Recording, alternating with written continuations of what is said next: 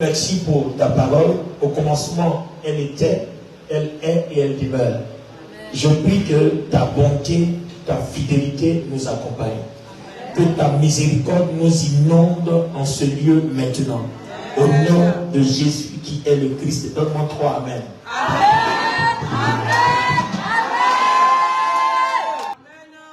Ce que je vais t'enseigner m'a donné la foi que je n'ai jamais eue. Jusqu'à ce que j'aie ce message. Quand Dieu a partagé ce message avec moi, ça a bouleversé ma vie. Et la foi que j'ai aujourd'hui, c'est elle que je veux te communiquer. Ce message est par le Saint-Esprit. Au nom de Jésus, donne-moi ton amen bien. Alléluia. Alors, on était dans Exode, le chapitre 25. Le dimanche dernier, on parlait du modèle de Dieu.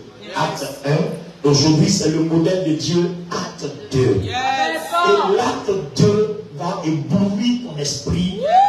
Et l'acte 2 va te fatiguer.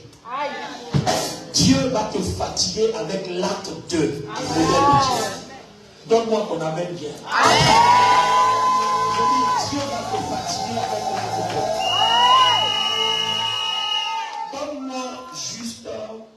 2. Donne-moi juste entre 15 et 20 minutes. Amen. Seulement. Amen. Entre 15 et 20 minutes seulement. Alléluia. Nous allons prendre Actes des Apôtres, le chapitre 25. On va lire jusqu'à ce qu'on tombe sur la partie où il est écrit: tu dresseras le tabernacle selon le modèle. Amen. L'Éternel parla à Moïse et dit: Il dit quoi? Parle aux enfants d'Israël qu'ils m'apportent une offrande. Vous la recevrez pour moi de tout homme qui la fera de bon cœur. Oui. Voici ce que vous recevrez d'eux en offrande: de l'or, de l'argent et de l'airain, des étoffes teintes en bleu, en pourpre, en cramoisi, du fin lin et du poil de chèvre. Oui. Des peaux de bélier, oui, teintes en rouge et des peaux de dauphin, du bois d'acacia, de l'huile pour le chandelier, des aromates pour l'huile d'onction et pour le parfum odoriférant, des pierres d'onyx et d'autres pierres pour la garniture de l'éphod et du pectoral. Tout ça là, ça pour faire quoi? Ils me feront un sanctuaire. Ils me feront un sanctuaire. Et j'habiterai au milieu d'eux. Vous ferez le tabernacle et tous ses ustensiles d'après le modèle que je vais te montrer. Donc ce sanctuaire là s'appelle le tabernacle et il doit être fait selon le modèle que Dieu montrera. Donnez-moi votre amen et merci de vous asseoir. Donc, vous voyez, Dieu demande qu'on lui fasse un endroit pour que lui, Dieu, il puisse être avec nous. Amen. Vous êtes d'accord avec moi que le monde que nous avons est créé par Dieu. Yes. Et Dieu n'est pas collé aux hommes à cause du péché. Yes. Donc Dieu veut être collé aux hommes. Son objectif c'est d'être collé à toi, c'est d'être collé à moi. Et quand il est collé à toi, la mort ne peut pas être collée à toi. Quand il est collé à toi, la maladie ne peut pas être collée à toi. Quand il est collé à toi, la pauvreté ne peut pas être collée à toi. Le chômage ne peut pas être collé à toi. Les démons et leurs œuvres ne peuvent pas être collés à toi. Les sorciers qui détruisent ne peuvent pas être collés à toi. Et il dit pour qu'il soit collé à toi, tu dois lui créer un sanctuaire pour qu'il soit collé à toi. Mieux vaut avoir Dieu près de moi que de l'avoir loin de moi. Et l'objectif, la façon pour lui d'être près de toi, il dit il veut un sanctuaire. Alors on a vu le dimanche dernier le modèle du sanctuaire. Ça c'était avant. Maintenant aujourd'hui là, quel est le modèle du sanctuaire que Dieu, dont Dieu se sert pour habiter au milieu de nous? Parce que s'il est avec moi, qui peut être contre moi? S'il est avec moi, qui peut me vaincre? S'il est avec moi, qui peut me détruire? S'il est avec moi, qui peut m'anéantir? S'il est avec moi, qui peut me mévaliser? Je suis plus que vainqueur par celui qui vit en moi. Parce que déclare la Bible, celui qui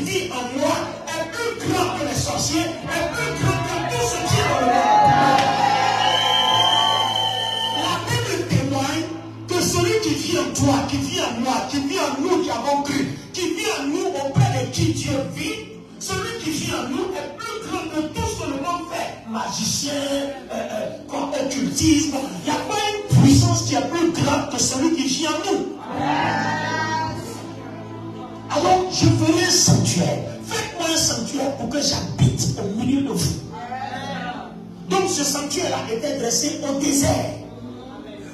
Ce sanctuaire avait 3 parties qu'on appelle le tabernacle. Il y a le parvis, il y a le lieu saint et il y a le lieu très saint.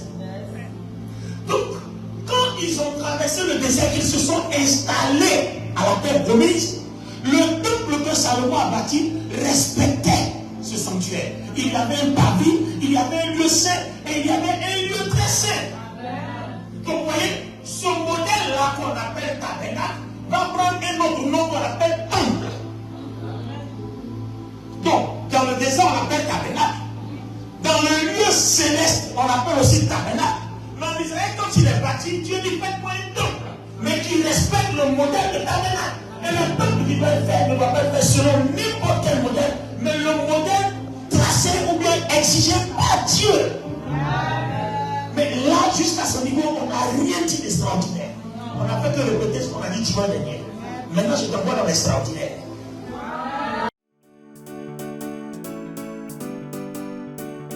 Je vous souhaite la bienvenue à cette rencontre. L'église qui vous reçoit est la communauté Source de Vie, CSV Paris-Cergy.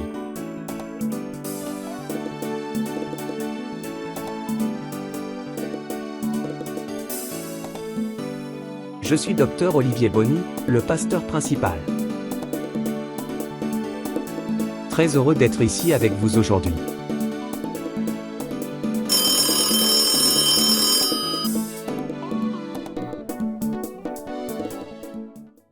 Alléluia. Alors, je m'en vais maintenant dans le livre des Actes des Apôtres. Actes des Apôtres, le chapitre 7, le verset 44 dit: nos pères avaient au désert le tabernacle du témoignage, comme l'avait ordonné celui qui a dit à Moïse de le faire d'après le modèle qu'il a vu. Maintenant, le psaume 27, le verset 5 dit: car il me protégera dans son tabernacle au jour du malheur, il me cachera sous l'abri de sa tente, il me lèvera sur un rocher. Ah, donc en fait, si Dieu habite au milieu de nous à travers ce tabernacle-là, au jour du malheur, il peut nous protéger. Quand j'ai un problème, il peut le résoudre.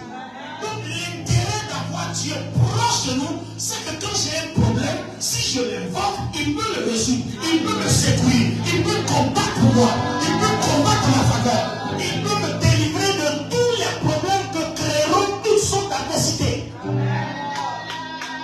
Donc voici un avantage, les amis, si Dieu est auprès de nous. Donc mieux vaut avoir Dieu près de nous que de l'avoir loin de nous. Parce que si on l'a loin de nous, tout ce que je suis en train de dire n'arrivera pas. Parce qu'il me protégera dans son tabernacle au jour du malheur. Il me cachera sous l'abri de sa tente. Bon, que se passera-t-il s'il n'est pas là? C'est pourquoi il dit: je vais être près de vous. Alors suivez-moi toujours dans la démarche. Donne-moi ton amen fort. Suivez-moi dans la démarche. Waouh. Hébreux chapitre 8, le verset 8, verset 2. Comme ministre du sanctuaire et du véritable tabernacle qui a été dressé par le Seigneur et non par les hommes, je continue toujours, Hébreux 8, lesquels célèbrent un culte, image et ombre des choses célestes, selon que Moïse en fut divinement averti lorsqu'il allait construire le tabernacle, un soin, lui fut-il dit, de faire tout d'après le modèle exigé sur la montagne. Un tabernacle fut en effet construit dans la partie antérieure appelée le lieu saint. Il y avait le chandelier, la table et les pains de proposition. Je vais au verset 3 de Hébreux 9. Derrière le second voile se trouve la partie du tabernacle appelée le Saint des Saints. Hébreux 9, 6. Or, ces choses étaient ainsi disposées, les sacrificateurs qui font tout le temps le service entrent dans le temple, dans la première partie du tabernacle. Au verset 8, le Saint-Esprit montrait par là que le chemin du lieu très saint n'était pas encore ouvert tant que le premier tabernacle subsistait. Quand moi j'entends tant que que le premier tabernacle subsistait, ça veut dire que après que le premier tabernacle a subsisté, il faudrait un deuxième tabernacle. Donc, aussi longtemps que le premier tabernacle subsiste, le chemin pour voir Dieu ne s'oubliera jamais. Donc, il faut donc un deuxième tabernacle qui ouvre le chemin et qui permet à Dieu d'être face à face avec nous. Parce que dans le désert, dans le premier tabernacle, il faut tout un protocole. Il faut passer par le paradis, il faut faire le sacrifice pour son péché, il faut se laver avec l'hysope, il faut entrer dans le lieu saint, il faut manger, communier avec Dieu par la table des peines et propositions, il faut ensuite aller vers le chandelier, être animé par la lumière de Dieu, il faut aller devant l'autel des parfums, manifester, montrer son adoration et sa louange, il faut traverser le voile qu'on ne traverse pas. On traverse une fois par an et seul le souverain sacrificateur peut le faire. Maintenant, quand Jésus meurt à la croix, quand il dit tout est accompli, le voile se déchire et la porte maintenant s'ouvre. Et Dieu montre Jésus, il dit voici le tabernacle de Dieu parmi les hommes. Donc, on est un tabernacle matériel et on est un tabernacle différent. Donc, si le modèle était donc parvis, lieu saint, lieu très saint, quel est notre modèle? Je vous décris notre modèle. Allons-y dans 2 Pierre 1. Donc, 2 Timothée 1:13. Retiens dans la foi et dans la charité qui est en Christ, qui est en Jésus-Christ, le modèle des saines paroles que tu as reçues. Jésus-Christ, c'est quoi? Le modèle des saines paroles. D'accord. Donc, retiens par la foi qui est en Jésus-Christ le modèle. Donc, on avait un premier modèle qui était un tabernacle physique. On a un deuxième modèle. Or, quand vous prenez Jésus-Christ en tant que tabernacle, Colossiens va nous dire que Dieu habite corporellement en lui, comme Dieu habitait dans le tabernacle. Maintenant, la partie qui va me sublimer, je laisse tous ces cours d'histoire de l'Ancien Testament. Je saute carrément et je tombe dans le Nouveau Testament. La partie qui va le sublimer. Jésus-Christ meurt à la croix. D'accord? Il ressuscite. Et puis, Galates 2:20 dit, si je vis, ce n'est plus moi qui vis, mais c'est Christ qui vit en moi. Ce verset-là, on ne l'a jamais compris profondément. Le fait que Christ vive en nous, on ne l'a pas compris profondément. On n'a pas compris que Christ en vivant en nous, lui, Éphésiens 1:8, Dieu a créé un projet. Et son projet, c'est que tout soit créé par Christ et pour le Christ. Et que tout soit soumis dans les cieux, sur la terre, sous le Christ. Donc il a établi Christ selon Colossiens, chef de toute la création. En haut, en bas et sous. Il a créé tout pour que Christ soit le chef de tout. Donc Dieu habite corporellement en lui. Et il dit, si tu m'as vu, tu as vu le Père. Alors regardez, celui-là dit, si je vis, ce n'est plus moi qui vis, c'est Christ. Donc le Christ là vient habiter en toi. Donc Dieu fait quoi? Habite en toi. Et à partir du moment où Dieu habitait dans le tabernacle, c'est en toi il habite. Qui est donc le tabernacle?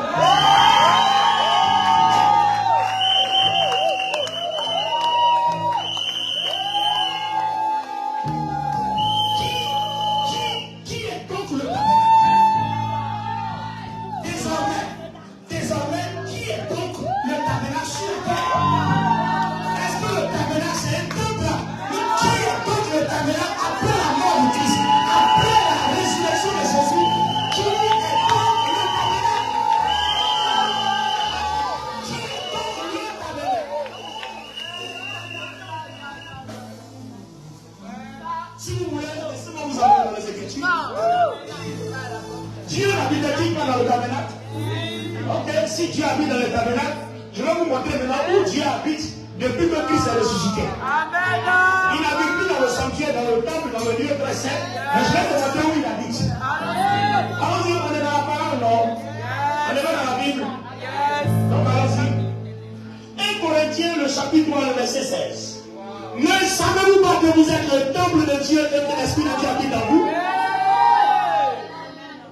1 Corinthiens 3:17 dit, si quelqu'un détruit le temple de Dieu, Dieu le détruira, car le temple de Dieu est saint Et c'est ce que vous êtes.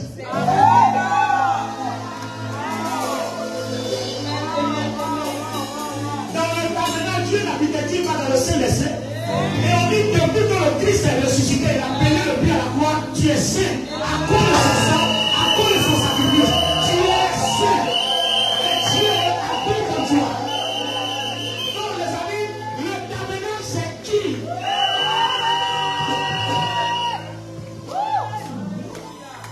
Son message a transformé ma vie. Vous ne pouvez pas comprendre.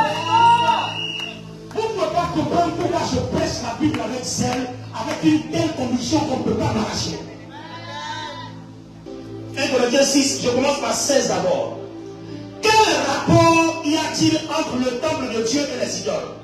Car nous sommes le temple de Dieu. Nous sommes le temple du Dieu vivant, comme Dieu l'a dit. Écoutez bien, je reprends bien. Attends. Professeur Samuel lit, il ne faut pas qu'on va dire que je suis en train de trafiquer. Quelqu'un d'autre extérieur, on lit. 2 Corinthiens 6, 16. Quel rapport y a-t-il entre le temple de Dieu et les idoles? Car nous sommes le temple du Dieu vivant, comme Dieu l'a dit. J'habiterai et je marcherai au milieu d'eux. Je serai leur Dieu et ils seront mon peuple. Attention, vous avez dit ce qu'il a dit. Il dit, faites-moi un sanctuaire et j'habiterai au milieu de vous. Et puis il dit, vous êtes dans le temple de Dieu, j'habite.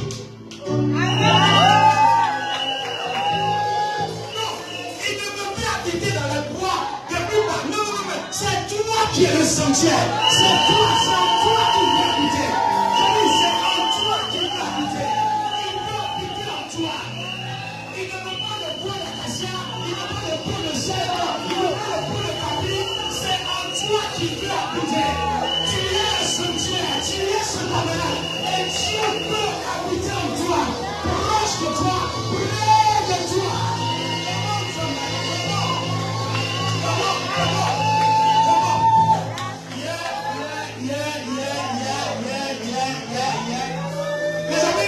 Vous ne pouvez pas comprendre pourquoi quand je marche, je suis fier. Je suis pas n'importe qui parce que Dieu habite en moi.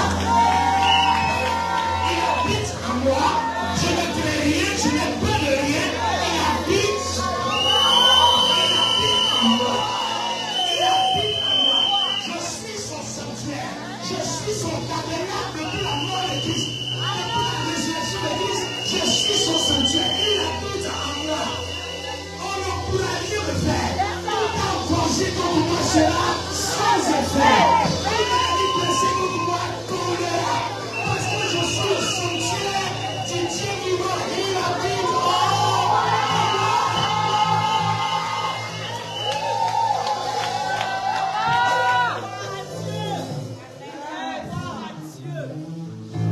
C'est pas la même parole. Faites-moi un sanctuaire, j'habiterai au milieu de vous. Et puis dans le Nouveau Testament, il dit non. Vous êtes le temple de Dieu et Dieu habite en vous. Il dit j'habiterai, je marcherai au milieu d'eux. Je serai leur Dieu et ils seront mon peuple. Qui est donc le sanctuaire? Qui est donc le tabernacle? Alors les amis, le modèle de Dieu, acte 2. Je vous avais dit. Je vous avais dit.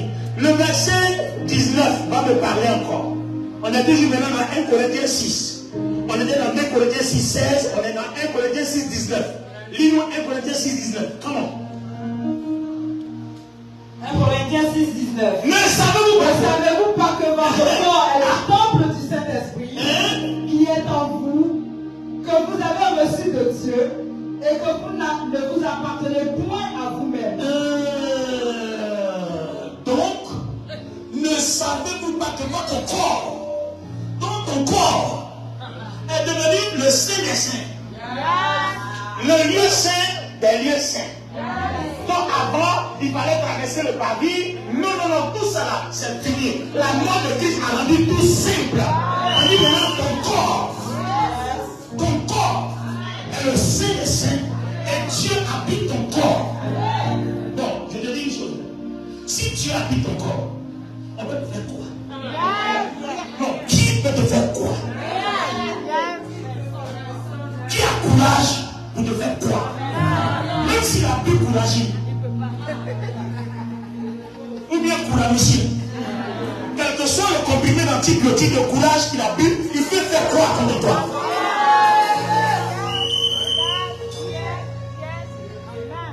Parce que Dieu, le Tout-Puissant, a pris ton corps. Alors, vous allez comprendre quelque chose. Le Seigneur Jésus a posé une action qu'on n'a jamais compris dans la Bible. Je vous envoie dans Marc 11. Voyons un peu. Allons-y dans Marc 11. Je vous envoie dans Marc 11. Lisez avec moi Marc chapitre 11, verset 15 à 16. Ils arrivèrent à Jérusalem et Jésus entra dans le temple. Il a fait quoi? Il entra dans le temple et qu'est-ce qu'il a fait? Il se mit à chasser ceux qui vendaient et qui achetaient dans le temple. Continue. Il renversa les tables des changeurs et les sièges des vendeurs de bichons. Et il ne laissait personne transporter aucun objet à travers le temple. Et il enseignait et disait: n'est-il pas écrit, ma maison sera appelée une maison de prière pour toutes les nations, mais vous en avez fait une caverne de voleurs. Merci, professeur. Oui, on n'a pas compris le passage de Christ. Le Christ a parlé en parabole. Le temple dont il parlait, ce n'était pas le bâtiment de l'église, mais il parlait de notre corps dans lequel il ne va pas avoir implicité, il ne va pas avoir idolâtrie, il ne va pas avoir tout ça. Donc tout ça doit sortir du temple parce que Dieu sait être dans son temple.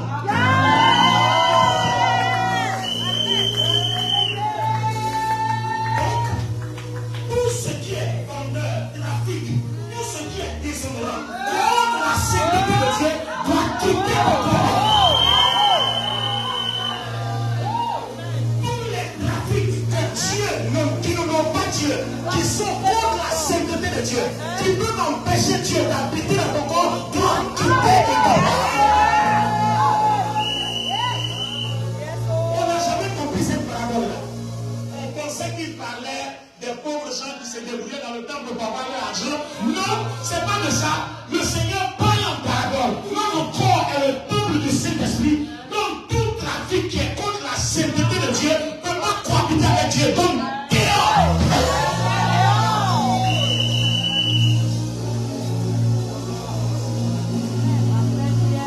C'est pour ça, on comprend pourquoi le Seigneur Jésus nous a parlé. Garde ton cœur plus que tout. Amen. Là où Dieu peut trouver son siège, protège ça. Dieu peut trouver son siège dans ton corps, protège ton corps. Il peut trouver son siège dans ton cœur, protège ton cœur. Il peut trouver sa gloire dans ta bouche, protège ta bouche. Alors, frère, regarde un peu, je vais ouvrir un peu tes yeux. Quand le tabernacle a été bâti, à vie, lieu saint, céleste, la liste regardez. Dans le pavé,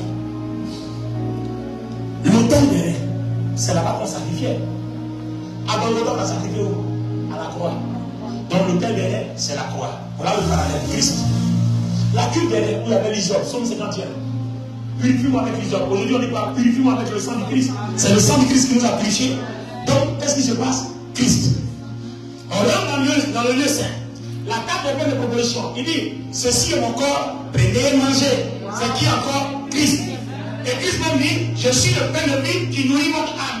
Donc là où ce qu'on va manger tout à l'heure là, c'est la même chose. L'âme est dans le lieu saint. Quand tu manges ça, ça veut dire que ton corps est saint. Ça veut dire que le diable il veut voir ton corps est.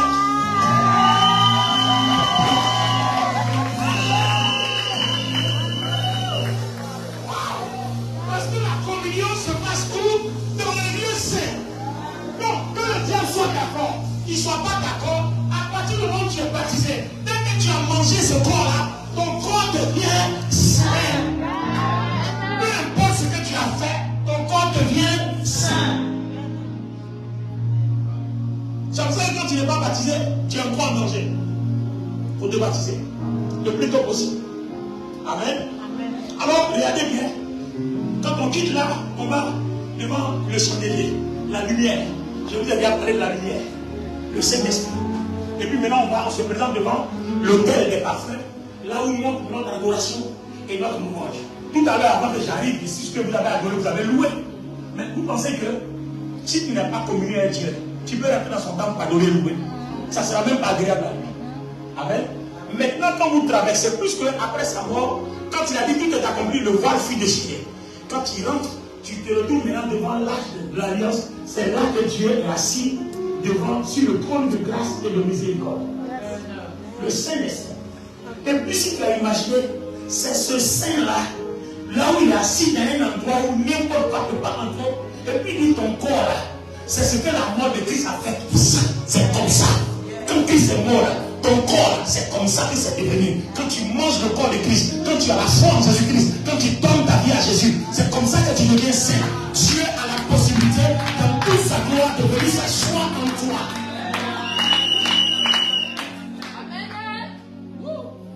Alors les amis, notre combat, voilà donc notre modèle de vie.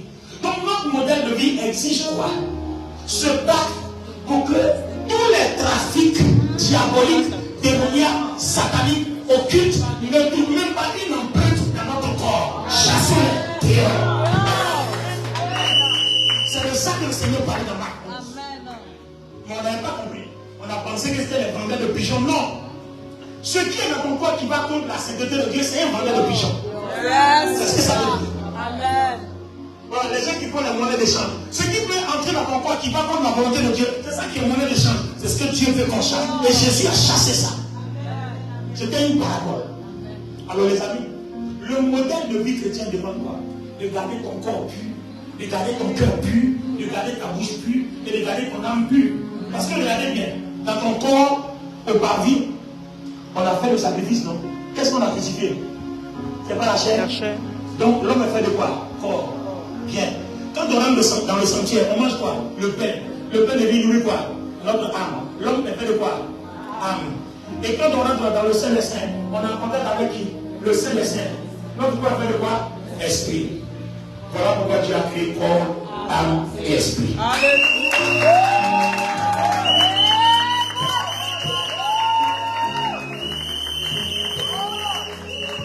les amis, il ne va pas créer corps, âme et esprit pour rien. Tout ce que Dieu a fait a un sens. Dieu ne crée rien par hasard. Tout ce que Dieu fait a un sens. Alors les amis, nous voulons prier avant de toucher à cette table. Et nous voulons prier. Toute maladie qui fatigue ta vie, tous les problèmes, je vais prier, tous les problèmes qui fatiguent ta vie, tout ce qui dérange ta vie doit te quitter. Tout ce qui gêne ton corps, qui gêne ton cœur, doit te quitter. On a prêché sur la vie, ton corps, ton cœur, ta bouche. Aujourd'hui, on a ajouté ton âme. Corps, âme et esprit. Garde ton cœur plus que tout. De lui vient le souffle de la vie. Ton cœur doit être pur. Ton corps doit être pur. Ton âme doit être pure. Et ta bouche doit être pure. Doit être pure. Les amis, chers internautes, que Dieu vous bénisse. Nous, on va prier.